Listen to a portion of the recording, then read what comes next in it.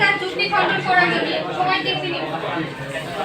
বিসমিল্লাহির রহমানির রহিম। আমি পক্ষ দলের দলনেতা মোহাম্মদ সাদিয়া ইসলাম স্বর্ণা। আমি আপনাদের সামনে আবারও উপস্থিত হয়েছি প্রতিপক্ষের দেওয়া যুক্তি খণ্ডনের জন্য। এবার আমি শুরু করছি আমার বক্তব্য। আমাদের প্রতিপক্ষ বলেছেন আমরা নাকি বারবার একজন সচেতন মানুষের কথা তুলেছি, কিন্তু আমরা তো একজন মানুষের কথা বলিনি। আমি এর আগে আমার বক্তব্যে এবং আমার আগের বক্তারা বলে গিয়েছেন একজন মানুষের আচরণ লক্ষ কোটি মানুষের আচরণ পরিবর্তন করতে পারে, যা সচেতনভাবে দ্রুত ছড়িয়ে যায়। একজন মানুষের সচেতনতার কথা আমরা কখনো বলিনি। আমরা বলেছি একজনের সচেতনতা যখন লক্ষ মানুষের আচরণের পরিবর্তন হয় তখন তার জনসমর্থন তৈরি করে। এবং আমরা এই কথাটা বলবো, তারা বলেছে বিভিন্ন উদ্যোগ বাস্তবায়ন করে সরকার, কিন্তু এই বাস্তবায়ন কার উপর নির্ভরশীল? অবশ্যই জনগণের উপর।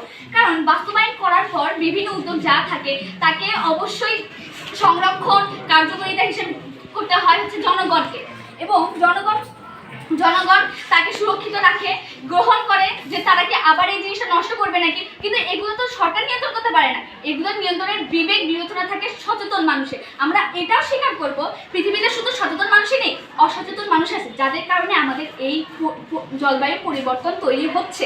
এরপর আমি আরেকটি বিষয় বলবো। আমি এর আগে আমার বক্তব্যে বলেছি এই বিতর্ক ক্ষমতা নিয়ে নয় বরং কার্যকারিতা নিয়ে, কিন্তু আমাদের প্রতিপক্ষ দলনেতা কিছু কথাই স্পষ্টভাবে তুলে এসেছে যে তারা ক্ষমতাকেও তুলে ধরছে। কিন্তু এখানে আমি বলতে চাই ক্ষমতা বনাম কার্যকারিতা এই জিনিসটা এক নয়। ক্ষমতা শুধু সরকারের হাতে থাকে, সরকারের কাছে আইন থাকে, অর্থ থাকে, প্রশাসন থাকে, কিন্তু সচেতন মানুষের কাছে থাকে বিবেক বিবেচনা বুদ্ধি, যেগুলোর মাধ্যমে ছোট ছোট কাজের মাধ্যমে একটা যেরকম একটা ছোট ছোট পানির কণার মাধ্যমে একটি বড় সাগর তৈরি হতে পারে, ঠিক তেমনই ছোট মানুষের ছোট ছোট কর্মের মাধ্যমে ঠিক বড় একটা পরিবেশ পরিবর্তনের ঠেকানোর জন্য অংশ হয়ে থাকে। এরপর আমি বলবো সরকার আইন প্রণয়ন করবে, তবে তারপরে সেটির কার্যকারিতা সচেতন নাগরিকের উপর নির্ভর। কারণ আইন করার পরই সরকার দায়িত্ব শেষ করছে, কিন্তু তারপরে আইন মানবে কে, আইনগুলোকে গ্রহণ করবে কে? অবশ্যই জনগণ হবে এর উত্তর। এই হিসেবে আমি বলবো শুধু আইন করলে হবে না, এরপরে জনগণকে তা মানতে হবে, তার রক্ষা করতে হবে এবং সেই হিসেবে চলতে হবে। এই বলে আমি প্রতিপক্ষের উত্তর দিয়ে আমি আমার বক্তব্য শেষ করছি। আসসালামু আলাইকুম, ধন্যবাদ।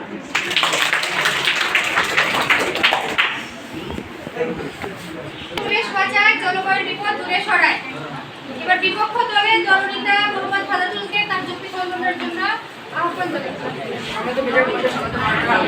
আবার এসেছি বিপক্ষের যুক্তি খণ্ডন আমার যুক্তি তুলে ধরার জন্য। আমার প্রতিপক্ষ দলের দলনেতা বক্তব্য আমার মধ্যে দিয়ে শুনেছি, কিন্তু তার বক্তব্য যুক্তির চেয়ে আবেগেরই প্রাধান্যই বেশি ছিল। তিনি কিছু কথা বলেছেন, কিন্তু সে কথার পক্ষে যথেষ্ট বাস্তব যুক্তি উপস্থাপন করতে পারেননি।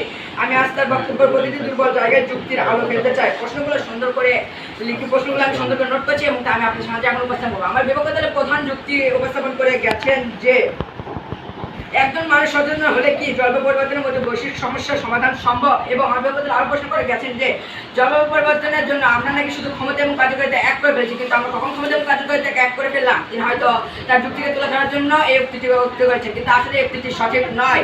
আমাদের বিপক্ষ দল জলবায়ু পরিবর্তন করেছেন যে মাননীয় সভাপতি একজন মানুষ সচেতন হওয়ার অবশ্য ভালো, কিন্তু জলবায়ু পরিবর্তন কোনো ব্যক্তির একার সমস্যা নয়, এটি একটি জাতীয় ও বৈশ্বিক সমস্যা। শিল্প কারখানা নিয়ন্ত্রণ করলে ও বৈশ্বিক জীবাশ্ম জ্বালানি কমানো, নবায়নযোগ্য জ্বালানি বিনিয়োগ এসব ব্যক্তি করতে পারে, একজন সরকার উদ্যোগ নয়। সরকার চাইলে বড় বড় উদ্যোগ গ্রহণ করতে পারে, কিন্তু ব্যক্তি চাইলে কি বড় উদ্যোগ গ্রহণ করতে পারে? কখনোই নয়। ব্যক্তি ছোট ছোট উদ্যোগ করে কতই বা জলবায়ু পরিবর্তন করতে পারে। একজন ব্যক্তি চাইলে সাধারণ পরিবেশ জলবায়ু পরিবর্তন করতে সে প্লাস্টিক ব্যবহার কমাতে পারে, সাধারণভাবে সে বাতি ফ্যান এবং লাইট বন্ধ করতে পারে যাতে জলবায়ু পরিবর্তন না হয়, সে সৌরশক্তি ব্যবহার করতে পারে, যাতে বিদ্যুৎ অপচয় নয়। কিন্তু সরকার যদি নবায়নযোগ্য শক্তি ব্যবহার করে এতে বিদ্যুৎ ব্যবহারে বড় ভূমিকা রাখে, এবং সরকার যদি এখানে জীবাশ্ম জ্বালানি এবং পলিথিন কোম্পানিগুলো একবারে নিষিদ্ধ করে দেয়, তাহলে এখানে দেখতে পাচ্ছেন যে বড় ভূমিকা রাখে। কলকারখানা এবং জীবাশ্ম জ্বালানিগুলো কি তারা বন্ধ করতে পারবে? কখনোই না, এটা একমাত্র সরকারের হাতে রয়েছে। তাই জলবায়ু পরিবর্তন রোধে একমাত্র সরকার পারে, এটা রোধ করতে কোনো ব্যক্তি নয়।